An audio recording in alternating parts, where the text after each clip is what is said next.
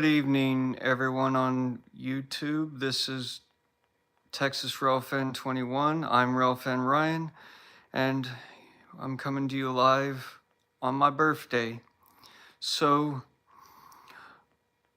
this is a follow-up from yesterday's video. I never got to better explain my gratitude and pay my respects to the late Ross Rowling. So, will come to you as a surprise. Ross Rowland passed away one day before my birthday that I have every year, which is July the 20th. Yes. So whenever I have a birthday, I will always remember Ross Rowland.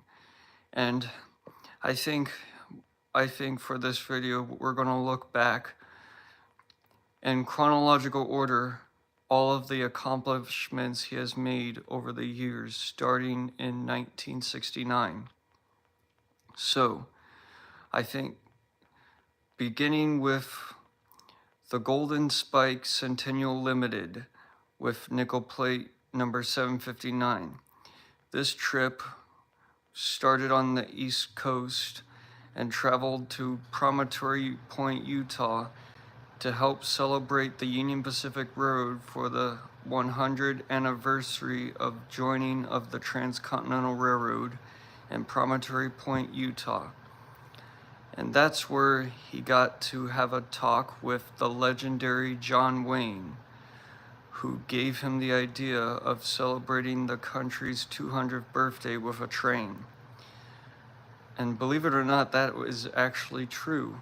That actually happened while en route to Utah. And after that, Ross Rowland would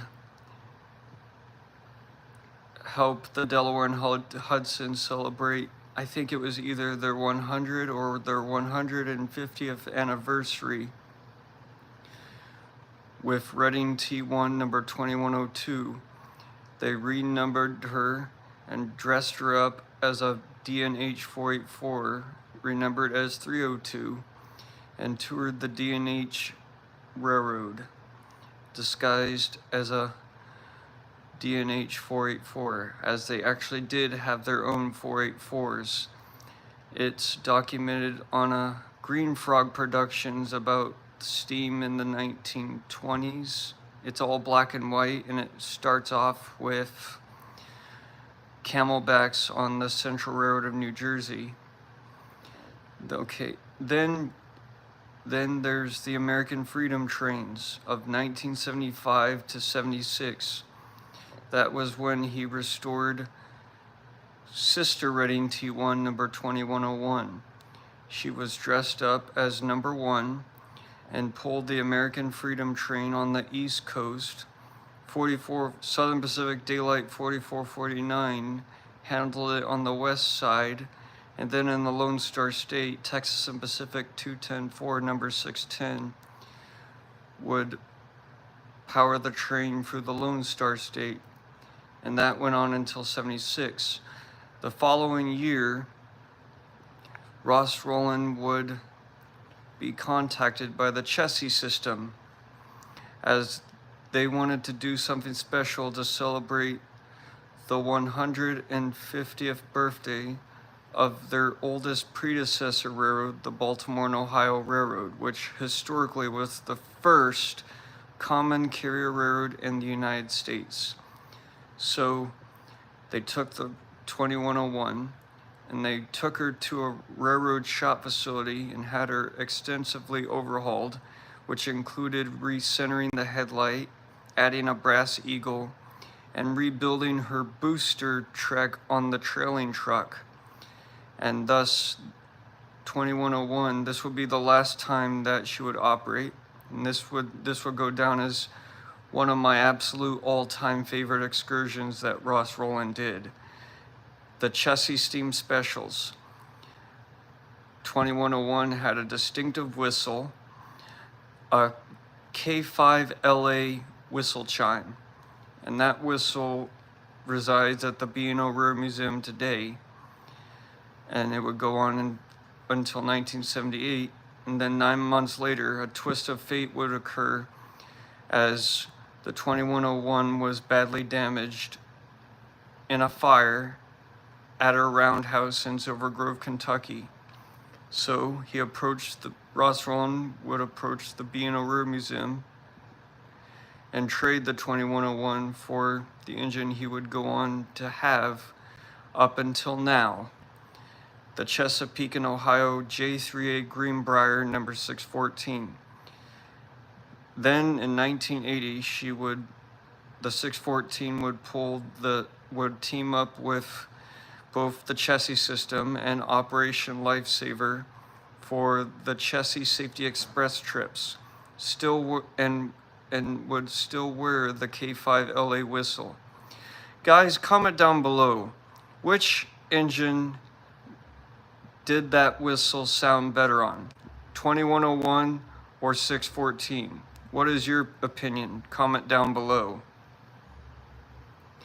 And these trips would go on from 1980 to 1981. Then Ross Rowling would attempt something that he almost accomplished, but it never came into tuition. He tried to bring steam back to the modern age. So in winter 1985, he would team up with collaborative steam locomotive organizations to build the computer-controlled ACE 3000 locomotive. Now, I have to say, if the oil prices didn't drop, things would have been different. The ACE 3000 prototype would have been built, and steam would have had a second chance in revenue service. Of course, the 614's performance was outstandingly great, and a little bit better than the diesel, but that's just me.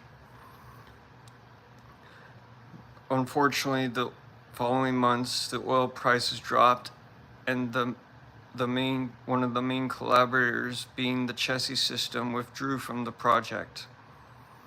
The 614 was cosmetically restored and went back to the B&O Railroad Museum for a time until 1996, when the New Hope and Ivyland Railroad would help Ross Rowling restore the 614 again.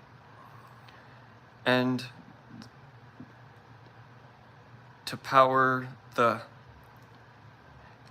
you're right, unfortunately, he won't live to see his engine come back, but he will be above and beyond to oversee the progress. So in 1996, the 614 would power the Erie Limited trips from New Jersey's Hoboken Terminal down to Port Jervis, New York. And believe it or not, this was not the first time this route was operated by steam. Previously, it was done in the 80s with Blue Mountain and Reading number 425, which substituted for the nickel plate 765, which couldn't operate those trips. So it was familiar territory for steam-powered excursions. So it would go on until 1998. Then for a while, then the 614 was done. And one honorable mention that Ross Rowling got to do happened in the state of Ohio. It's 2001, and Jerry Jacobson and the Ohio Central Railroad has finished the restoration on Grand Trunk Western U3B Class 484, number 6325. Upon the completion, excursions were planned. They would operate the 6325 from Denison, Ohio to Columbus. And Ross Rowling would have the opportunity to drive that engine, starting with the photo run-bys held at Trimway, Ohio. Then he would run it at track speed, whistle blowing. I think he was like happy with it, because when he passed by those two road crossings in that town, it's mentioned on the Mark I video productions. You can see it. You can see this excursion on the Mark I video productions about 6325. He was blowing the whistle really nice through that town, all the way to Newark, where they take on water and then operate on CSX trackage into Columbus. And I think that's the last thing of my knowledge that Ross Rowling got to do on an excursion train. Occasionally he would operate as an engineer for the New Hope and Ivyland, but that's all my history. And yes, believe it or not, Ross Rowling passed away one day before my birthday. My birthday of every year is July 20th. So that is my history of Ross Rowling and all the things he's done. For Ross Rowling, thank you for everything. Thank you for keeping, yes, I am 31. It is mentioned. Looking, and to change the subject a little, looking back, I started this channel when I was 21 years old. That was back in 2016. And my first video was I think it was a short or a reel of one of my crossing bells in my collection, which is a Western Road Supply mechanical bell, and me blowing a brass bulb squeeze car horn, which I still have, and it's actually in my kitchen. But now that I mentioned it, here is that horn. The squeeze isn't original. This is a replacement part, and it still works.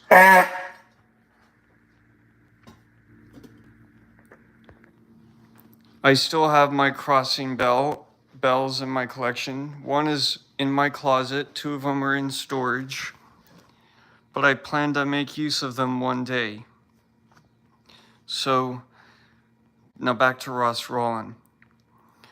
Thank you for everything you have done, for all the accomplishments you have done over the years.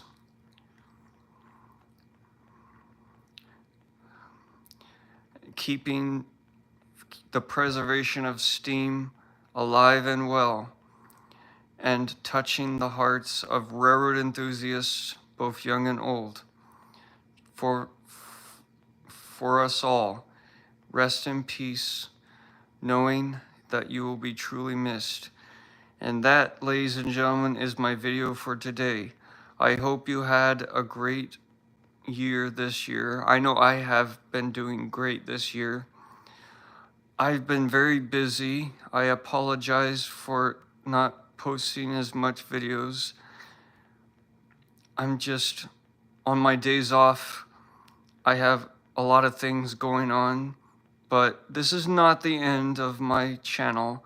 I am gonna come out with more videos this year. It's just gonna probably have to wait until the fall, because it's too hot to rail fan for me. Plus, with the orange pollution alert, I need to be careful. But I will do my best to do video streams on Railroader,